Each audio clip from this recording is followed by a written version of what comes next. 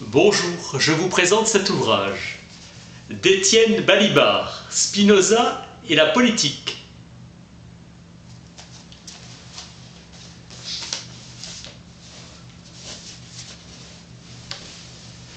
La philosophie est une activité théorique, mais ses effets sont directement pratiques. Spinoza, je ne prétends pas avoir trouvé la meilleure philosophie, mais je sais que j'ai connaissance de la vraie, car le vrai est à lui-même sa marque, et il est aussi celle du faux. Bayle, Spinoza était grand ennemi de la dissimulation. Pour Spinoza, son système est le développement de l'idée que connaître, c'est connaître Dieu, et que Dieu, c'est la nature elle-même. C'est un philosophe pour qui la sagesse et le souverain bien consistent à concevoir toutes les choses singulières du point de vue de l'éternité. Cet ouvrage cherche à introduire à la philosophie de Spinoza à partir des problèmes de sa politique, en recherchant leur unité. Un siècle de réfutation et de dénonciation suivra son Tractatus, qui fit scandale. Extrême tension perceptible, car trop bien compris de ses adversaires dont il ruine les instruments de domination intellectuelle, et mal compris par la masse des lecteurs. Il écrit car la religion est en dégénérescence devenant superstition, fondée sur la crainte des forces naturelles et sur le dogmatisme des églises. Spinoza appelle une démocratie l'État, tel que seuls les actes puissent être poursuivis, les paroles n'étant jamais punies. Religion véritable et philosophie ont en pratique un seul et même intérêt, la liberté. Notion équivoque. Engagement de Spinoza pour la libre république. Dans son livre Tractatus, il est question de certitude, donc du rapport entre vérité et autorité, et du rapport entre la liberté et le droit ou puissance de l'individu. Philosophie et politique s'impliquent réciproquement. Il entend se donner les moyens de connaître adéquatement les enjeux et les rapports de force de la politique par leur cause. L'obstacle par excellence à la sagesse est le dilemme d'une philosophie spéculative et d'une appliquée. Dans sa progression, la conception de la philosophie n'est pas fixe, mais en mouvement. Descartes, en 1641, a proclamé la séparation des deux certitudes, la raison et la foi. Pour penser et étudier selon la vérité, il suffit de purifier l'entendement. Le but de l'écriture n'a pas été d'enseigner les sciences, elle n'exige des hommes rien d'autre que l'obéissance et condamne seulement l'insoumission, non l'ignorance. Mais comme l'obéissance envers Dieu ne consiste que dans l'amour du prochain, parti d'une défense de la liberté de penser contre la théologie, nous débouchons sur une apologie de la vraie religion visée par les philosophes. Spinoza s'oppose aux théologiens et à la plupart des philosophes liés à la révélation. Selon lui, la foi est productrice de salut, non par elle-même, mais en égard seulement à l'obéissance. Le salut résulte de l'obéissance à une règle de vie charitable et juste, qui s'impose aussi bien aux sages qu'à l'ignorant. Dans l'idée d'une règle de vie figure toujours la notion d'une loi. Il est impossible de vivre sans désirer le salut, bonheur, sécurité, connaissance. Impuissance humaine sur la nature tout entière. Toute figure sacrée du pouvoir exprime une même impuissance des hommes à penser leur salut collectif comme leur œuvre propre. Depuis la révolte des Gueux en 1565, la Hollande n'a pratiquement jamais cessé d'être en guerre. En 1656, excommunication. Spinoza est accueilli dans des groupes de collégiens et de cartésiens. Sa philosophie est interprétée comme un rationalisme ultra-cartésien, sinon comme un athéisme pur et simple. La mort en prison en 1668 de Adrian Korbag détermina Spinoza à publier anonymement. Ses activités l'amènent parmi les conseillers de Jean de Witt. il a l'urgence de réformer la philosophie pour en éliminer de l'intérieur les préjugés théologiques. Représenter la liberté intérieure et extérieure, non pas comme une menace, mais comme la condition même de la sécurité. Le véritable parti de la liberté est à construire, le modèle d'un genre de vie et de conscience sociale dans lequel pourrait s'articuler l'égalitarisme de la multitude et la construction d'un État capable d'assurer le salut public, la religion de la certitude intérieure et la connaissance rationnelle de l'enchaînement des causes naturelles. Son traité théologico-politique est un manifeste démocratique, rapport de la souveraineté de l'État et de la liberté individuelle. Conception spinoziste de l'histoire et classification originale des régimes politiques. Théocratie, monarchie, démocratie. Toute souveraineté d'État est absolue, sinon elle n'en serait pas une. Les individus ne sauraient y soustraire leur activité sans se retrouver dans la position d'ennemi public. Pourtant, tout État, s'il veut assurer sa stabilité, doit concéder à ces mêmes individus une liberté maximale de penser et d'exprimer leurs opinions. Spinoza applique une règle fondamentale pour concilier les deux thèses. Distinction des pensées et des paroles d'un côté et des actions d'autre part. La fin de l'État est en réalité la liberté à propos de l'obéissance. Celle-ci ne réside pas dans le mobile pour lequel on obéit, mais dans la conformité de l'acte. Certaines paroles sont des actions, en particulier celles qui énoncent des jugements sur la politique de l'État, et peuvent lui faire obstacle. Il faudra déterminer dans quelle mesure précise cette liberté peut et doit être concédée, ou encore, quelles opinions sont séditieuses dans l'État.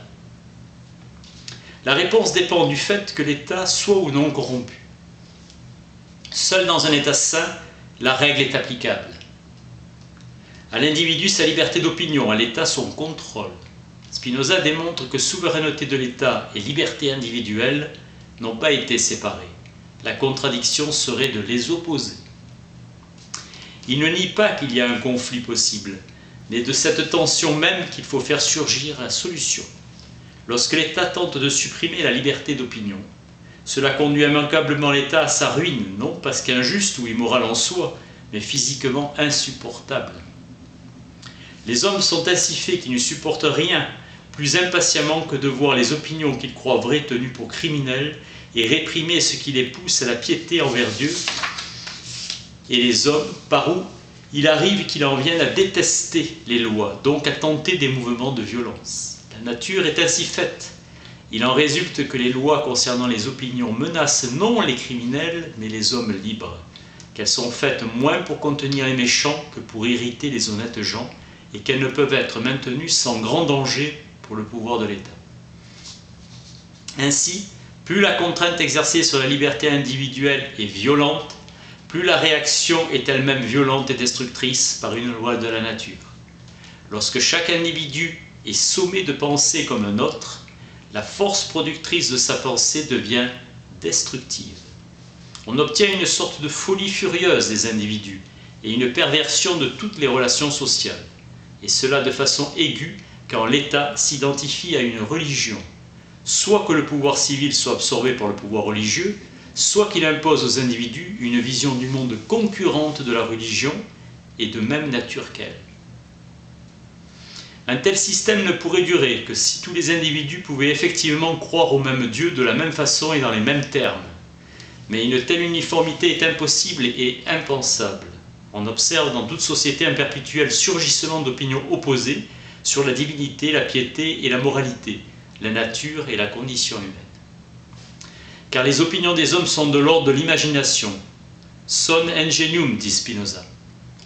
Zach propose le naturel de chacun, une mémoire forgée par l'expérience de la vie et des rencontres qui s'inscrit dans l'esprit. Pour que les opinions des individus puissent être réduites à une seule vision du monde, il faudrait qu'ils désirent la même chose et qu'ils fassent les mêmes expériences, qu'ils soient indiscernables et substituables les uns aux autres.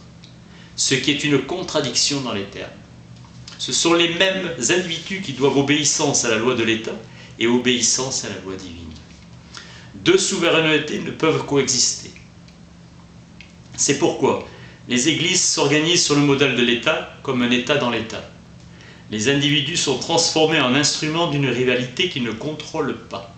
Si l'État ne peut se maintenir en imposant des opinions aux individus, mais pas davantage en tolérant en face de lui un pouvoir spirituel organisé et autonome, si l'une et l'autre situation sont à la limite intolérables pour les individus, il n'y a qu'une solution possible. Elle suppose que l'État se réserve un droit absolu sur la pratique religieuse en le déléguant aux églises dans la mesure où il en contrôle l'usage. Dieu n'a de règne singulier sur les hommes qu'à travers ceux qui gouvernent l'État. Distinction de la religion intérieure et extérieure et fait du souverain l'interprète de la religion et de la piété. L'État doit ouvrir de lui-même le champ le plus large possible à l'expression des opinions particulières. Les individus contribuant consciemment à la construction de l'État désirent naturellement son autorité et sa conservation.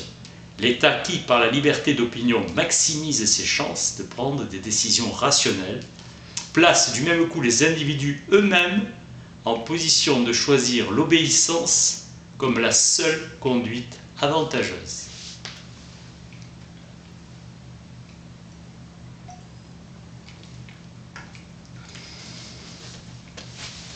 Les pensées et les paroles redeviennent des actions. L'État doit favoriser l'expression de toutes les opinions, car leur utilité est plus grande que l'inconvénient de leur répression.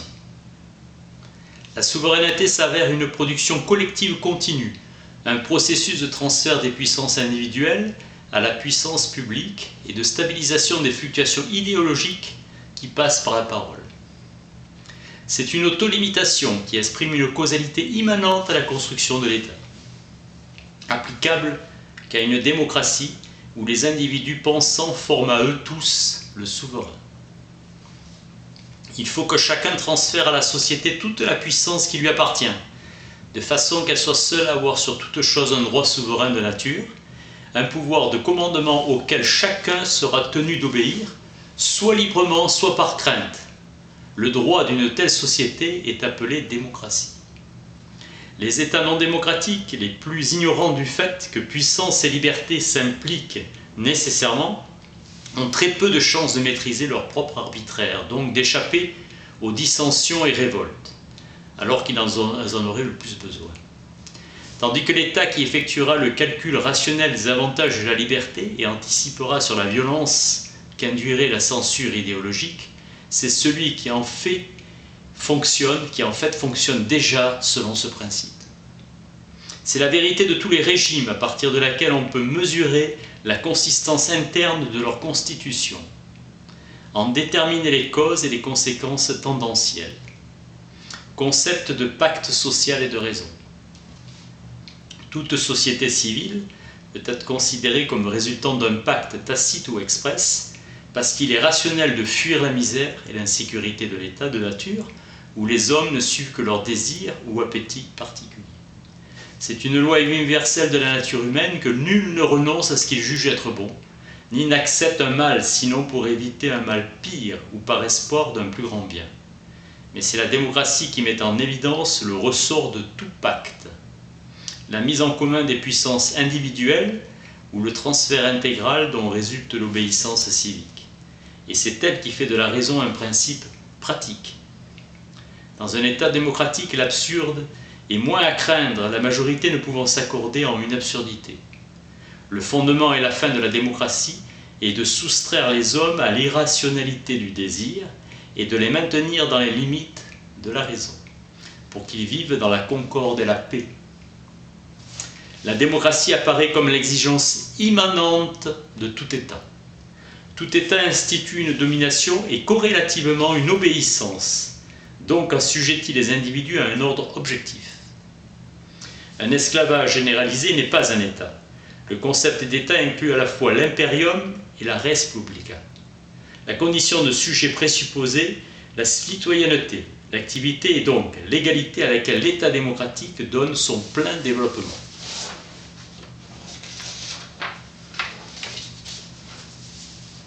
Ce qui définit la force d'un État, quel qu'il soit, est sa capacité de durer, en conservant la forme de ses institutions. Un État fort est concrètement celui dont les sujets ne désobéissent jamais au souverain, dans ce qu'il décrète comme l'intérêt général, en temps de paix comme en temps de guerre.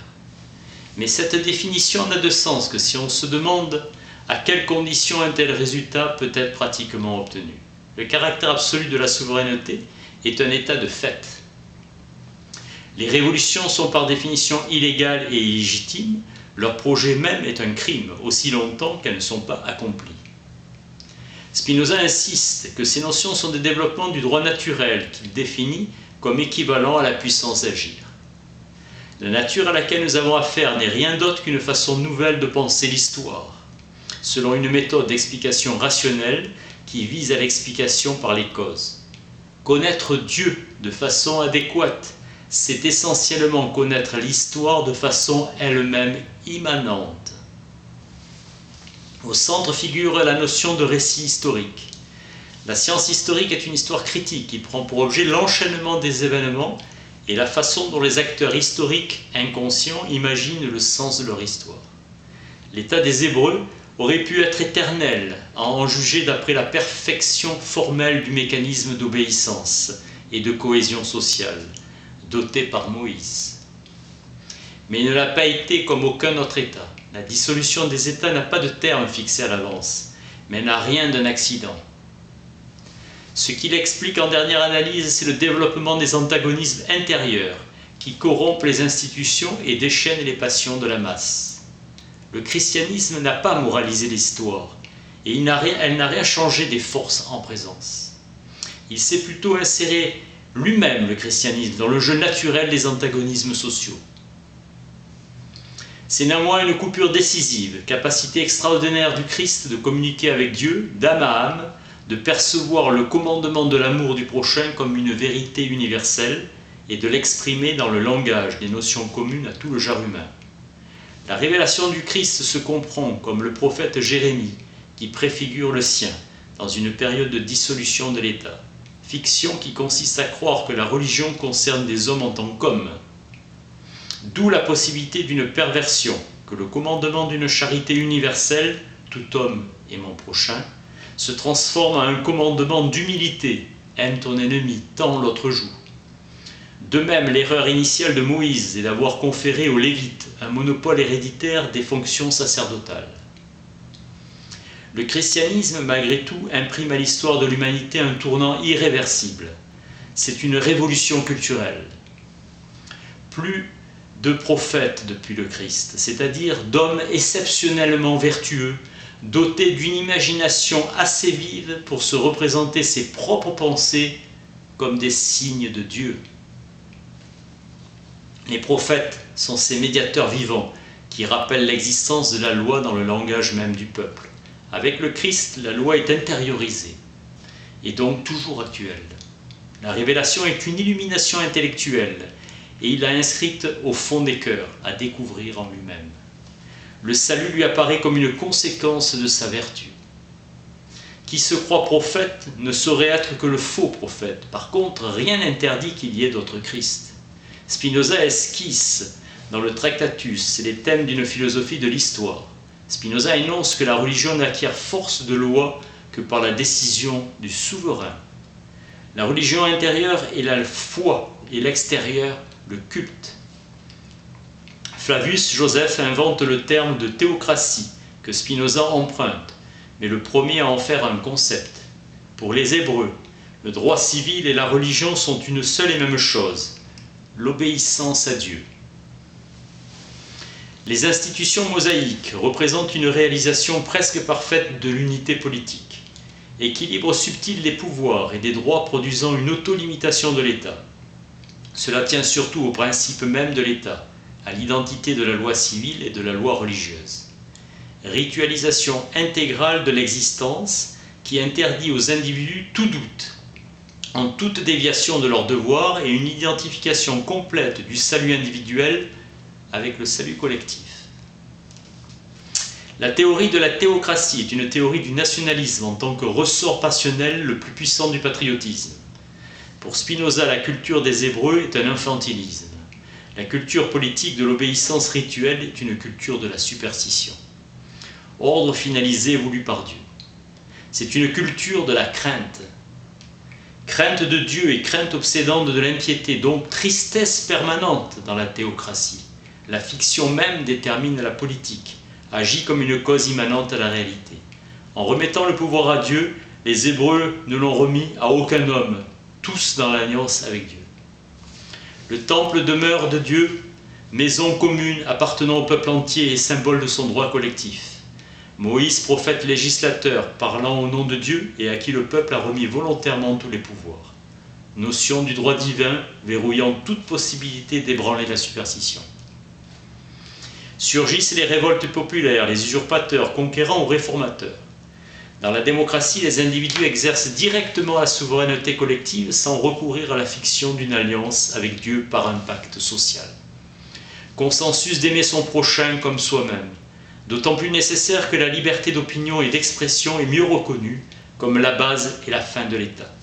Le christianisme tente à s'identifier à une vraie religion, car Dieu n'est plus représenté nulle part, mais sera partout dans les cœurs. La liberté de conscience religieuse et la liberté de l'opinion publique ne se confondent pas, mais forment nécessairement un système. Chacun d'eux limite l'autre dans ses possibles perversions. La thèse percutante de Spinoza est « la fin de l'État et la liberté » ne sera plus énoncée dans l'ouvrage inachevé du traité politique. La thèse sera « la fin de la société civile n'est rien d'autre que la paix et la sécurité ». La place de la religion devient subordonnée sinon marginale. Il introduit à propos de l'autocratie la notion de religion de la patrie. La Bible ne joue plus un rôle central, pas plus que l'histoire sainte. Il souligne que la théorie et la pratique, praxis, sont indissociables. La question de la liberté reste posée et se pose pour chaque régime. Pour qu'un État puisse subsister, les affaires publiques doivent être soumises à un ordre tel que ceux qui l'administrent, qu'ils soient guidés par la raison ou par les passions, ne puissent être amenés à se montrer déloyaux ou à mal agir. Peu importe à la sécurité de l'État pour quel motif les hommes sont conduits à bien gouverner, pourvu qu'ils gouvernent bien, car la liberté du cœur ou le courage, c'est là une vertu privée, alors que la vertu de l'État, c'est la sécurité. Spinoza partage l'objectif d'un État fort et l'exigence d'indivisibilité, justesse de Hobbes. L'État est conforme à sa finalité lorsque, concernant toute la puissance, il assure en même temps sa propre sécurité et celle des individus.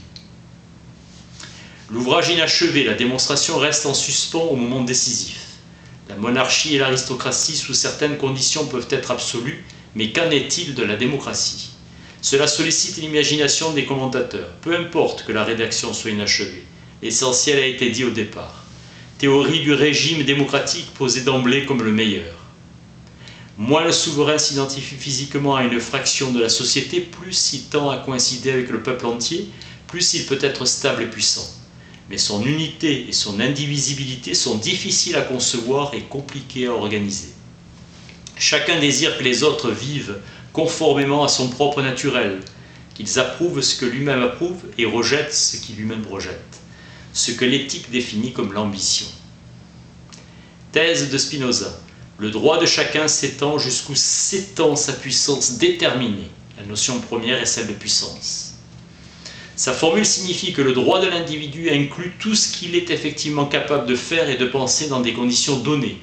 Le droit de chacun est toujours une partie de la puissance de toute la nature. La mesure du droit est celle de l'individualité. Dans la pratique, les hommes ont des puissances inégales, sauf si quelque rapport de puissance intervient pour les égaliser, l'État. Spinoza appelle état de nature une situation limite dans laquelle les puissances individuelles seraient pratiquement incompatibles entre elles.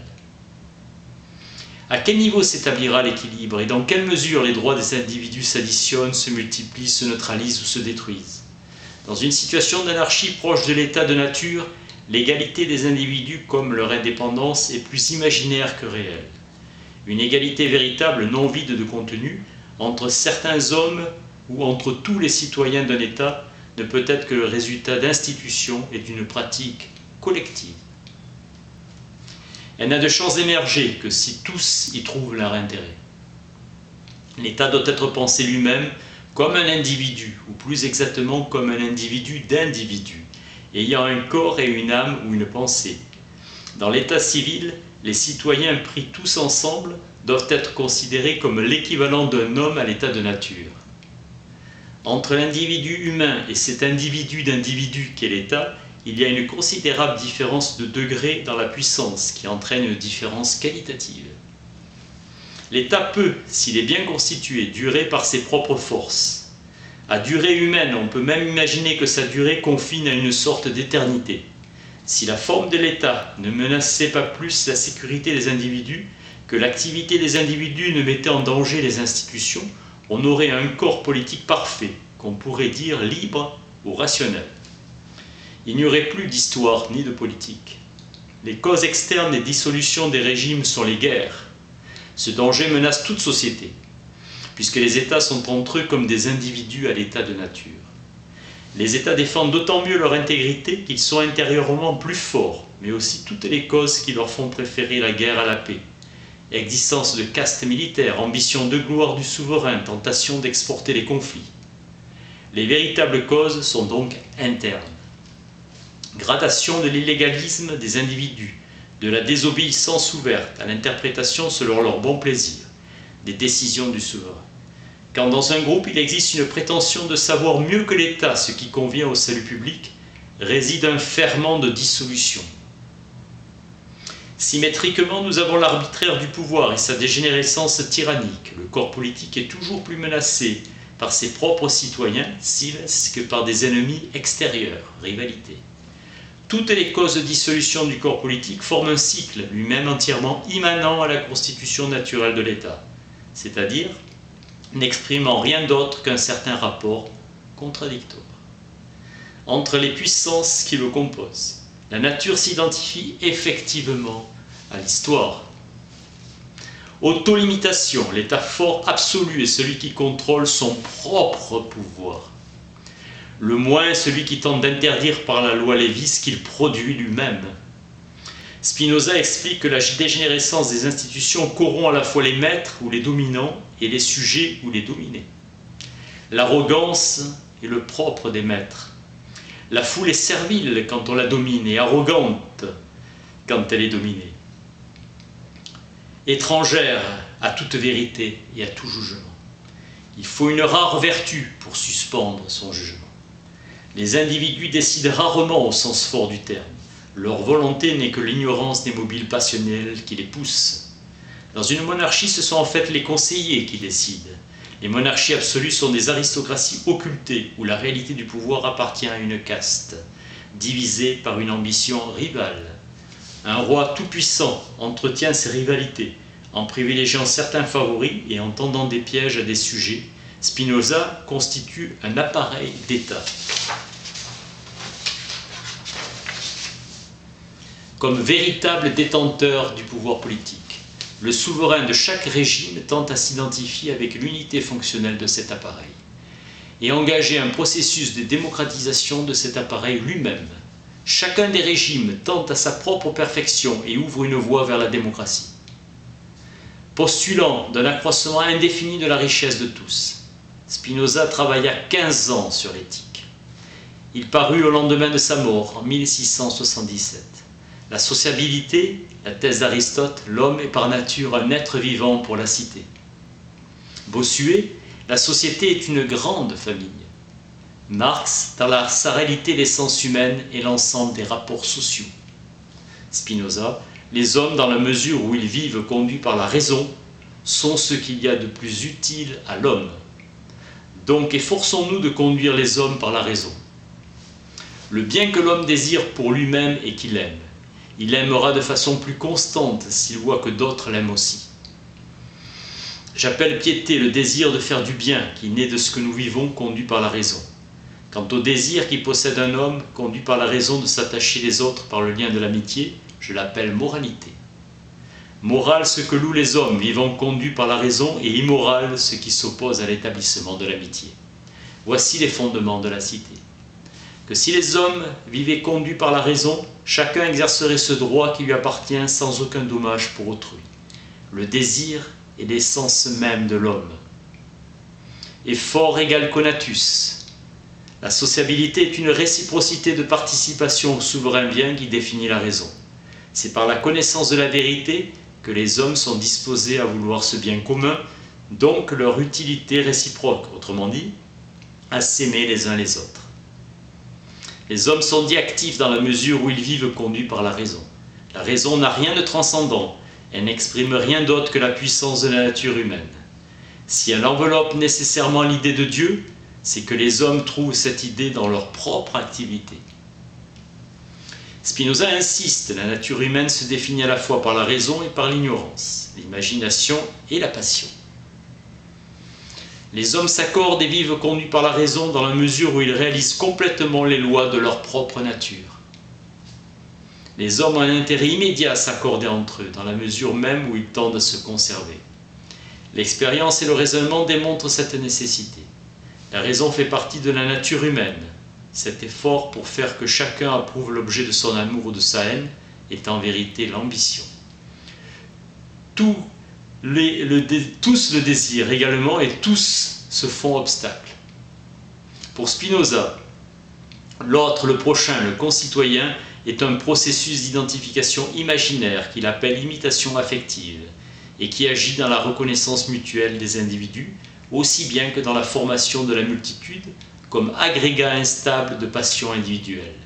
Les hommes ont la même nature mais ne sont pas semblables. L'humanité proche la miséricorde, l'unité des contraires n'est rien d'autre que ce que nous appelons la société. Ainsi, il faut que la société soit aussi un état pour que ces deux concepts ne désignent qu'une seule réalité. L'obéissance est une pratique. Soumission des mouvements corporels à des rites organisés dans les âmes, c'est la soumission des enchaînements d'idées aux modèles d'action et de pensée que fournissent des récits historiques et moraux perçus comme une vérité révélée, discipline et mémoire. L'obéissance implique crainte et espoir. L'amour intellectuel de Dieu est en fait une connaissance et un désir de connaissance. Faire passer l'obéissance en tant que telle pour la liberté est une mystification.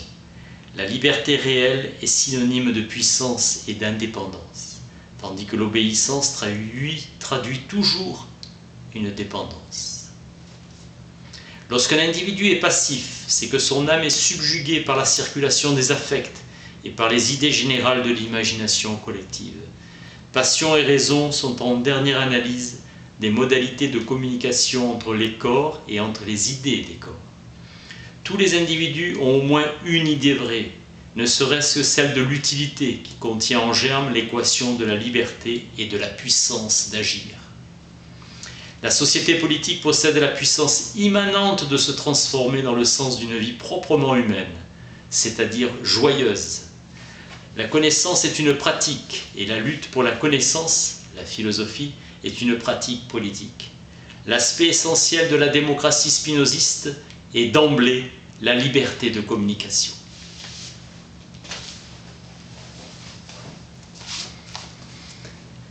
Étienne Balibar, Spinoza et la politique. Merci.